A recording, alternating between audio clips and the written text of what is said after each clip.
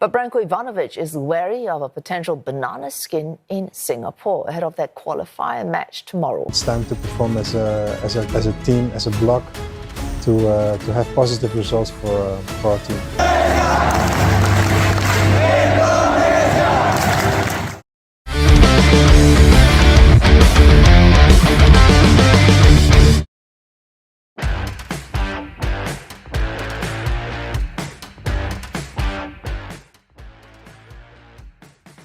Belum juga laga dimulai, Cina sudah heboh sendiri lihat skuad Garuda. Menjelang pertandingan, media Cina 163 mewaspadai kekuatan Indonesia di bawah asuhan Patrick Kluivert. Media tersebut menyoroti kehadiran 19 pemain naturalisasi dalam daftar 32 pemain yang dipanggil ke tim Merah Putih.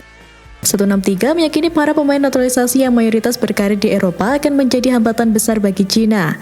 Oleh karena itu, 163 menilai akan sulit bagi Cina untuk mendapatkan poin di kandang Indonesia. Timnas Indonesia memanggil 19 pemain naturalisasi asal Belanda, akan sulit bagi Cina untuk mendapatkan poin di kandang Indonesia, tulis media Cina tersebut. Di antara para pemain naturalisasi di skuad Garuda saat ini, hampir semuanya berasal dari Belanda. Kehadiran pemain-pemain dari negeri kincir angin membuat aroma Belanda semakin kental di Timnas Indonesia. Terlebih, jajaran kepelatihan juga sebagian besar dihuni oleh para profesional dari Belanda. Berkaca dari itu, 163 menyebut Timnas Indonesia sudah tidak bisa disebut sebagai tim dari Asia Tenggara. Menurutnya, Indonesia lebih cocok dianggap sebagai tim dari Belanda. Nah, kayak yang udah-udah, kalau biasanya sih bela timnya sendiri ya, tapi kali ini mereka malah nyerang pelatihnya sendiri. Waduh, mulai drama nih. 2 minggu sebelum pertandingan, pelatih Timnas Cina Branko Ivanovic merilis daftar pemain yang berisi 27 nama dengan perincian 3 kiper, 9 bek, 7 gelandang, dan 8 penyerang. Namun, jumlah penyerang menimbulkan pertanyaan. Sohu menilai jumlah penyerang tidak mencerminkan keseriusan Ivanovic meladeni tim Merah Putih.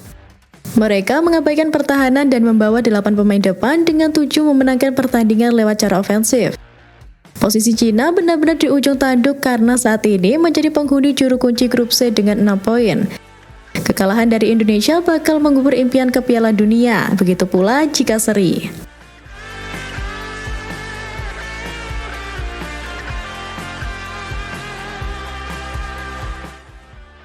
Udah nyalahin pelatihnya sendiri, media Cina juga sempat-sempatnya nuduh yang aneh-aneh.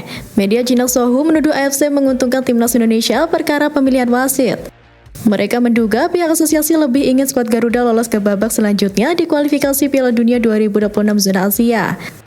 Sejak jauh hari, AFC telah menunjuk wasit Rustam Lutfulin untuk memimpin laga tersebut. Namun penugasan tersebut tidak mendapat sambutan yang baik dari kubu Cina. Sohu mengklaim AFC menggunakan tipu daya untuk mendukung skuad Garuda. Mereka keberatan karena Lutfulin dianggap rajin mengeluarkan kartu dalam pertandingan. AFC menggunakan tipu daya. Mereka menunjuk wasit untuk pertandingan Cina melawan Indonesia adalah Rustam dari Uzbekistan. Perlu disebutkan Rustam adalah master kartu. Pengaturan seperti itu mungkin merupakan tipuan AFC, tulis media Cina Sohu.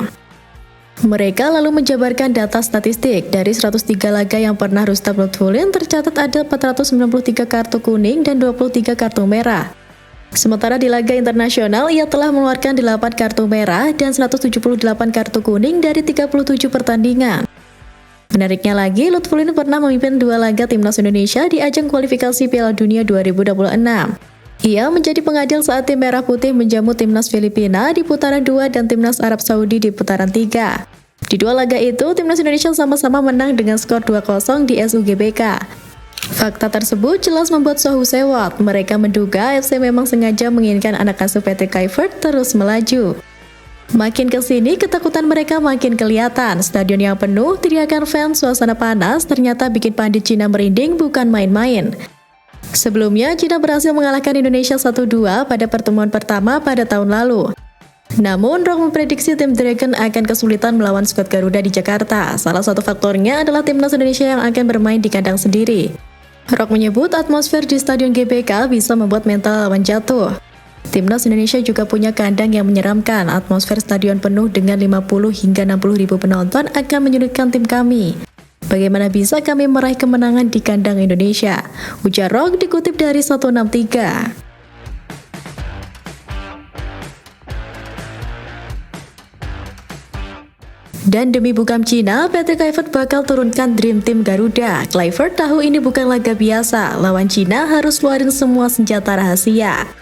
Walaupun 3 pemain kunci timnas Indonesia tidak dapat tampil dalam pertandingan melawan timnas Cina di putaran ketiga kualifikasi Piala Dunia 2026 zona Asia. Pemain-pemain tersebut adalah Martin Pas, Ragnar Oratmangun, dan Marcelino Ferdinand. Tapi posisi Pas kemungkinan akan diisi oleh Emil Laudero yang berpeluang untuk menjalani debutnya setelah dinaturalisasi pada Maret lalu. Di sisi lain, posisi Oratmangun dapat diisi oleh Egy Maulana Fikri, winger dari Dewa United yang menjadi pencetak gol terbanyak timnas Indonesia di BRI Liga 1 2024-2025 dengan torehan 12 gol dan 7 assist. Sementara itu, Ricky Kambuaya yang menunjukkan performa mengesankan saat melawan timnas Bahrain pada Maret lalu, meskipun hanya bermain sebagai pengganti layak untuk mengisi posisi Marcelino. Lalu bagaimana dengan posisi lainnya? Pelatih timnas Indonesia Patrick Kluivert diperkirakan tidak akan melakukan banyak perubahan pada susunan tim. Formasi 3-4-2-1 tampaknya akan tetap dipertahankan. Ceizes dipastikan akan menjadi starter dalam laga mendatang, asalkan tidak ada halangan yang berarti. Bek yang kini membela Venezia di Serie A 2024-2025 ini juga menjabat sebagai kapten timnas Indonesia. Persaingan untuk mengisi 2 posisi pendamping Izes akan sangat ketat. Rizky Ridho dan Justin Hubner merupakan kandidat yang kuat untuk posisi tersebut. Namun, Mads Hilgers juga menjadi pilihan yang sulit untuk diabaikan. Dengan pengalaman bermain di Eropa serta di Liga tertinggi Belanda, Hilgers sebenarnya adalah kandidat terbaik untuk mendampingi Izes. Meskipun begitu, performa Hilgers akhir-akhir ini di FC Twente menunjukkan penurunan yang cukup signifikan. Pindah ke posisi lini tengah, Kevin Dix, Tom Hai, Joey Paul Pesci, dan Kevin Verdonk diharapkan dapat memberikan kontribusi maksimal. Kombinasi pemain ini diyakini akan menjadi yang terbaik untuk tim yang dikenal dengan nama Garuda. Namun, jika Dix yang sebenarnya berposisi sebagai bek tengah ditarik ke belakang, maka posisi wingback kanan sebaiknya diberikan kepada Yaakob Sayuri yang baru saja kembali ke timnas Indonesia. Di sektor lini depan, Ali Rahmani diharapkan menjadi andalan utama timnas Indonesia untuk menjebol gawang Cina. Selain itu, dengan adanya Egy dan Kambuaya, ketiga pemain ini berpotensi membentuk trisula yang sangat mematikan bagi lawan. Dengan kombinasi ini, diharapkan timnas Indonesia dapat lebih agresif dan efektif dalam menyerang. Dulu timnas kita diremehkan, kini kita ditakuti. Dari media sampai pandit mereka pun mulai gentar. Garuda tak lagi sekedar tim ASEAN, ini saatnya terbang lebih tinggi, lebih jauh dan buktikan Indonesia layak disegani di level dunia.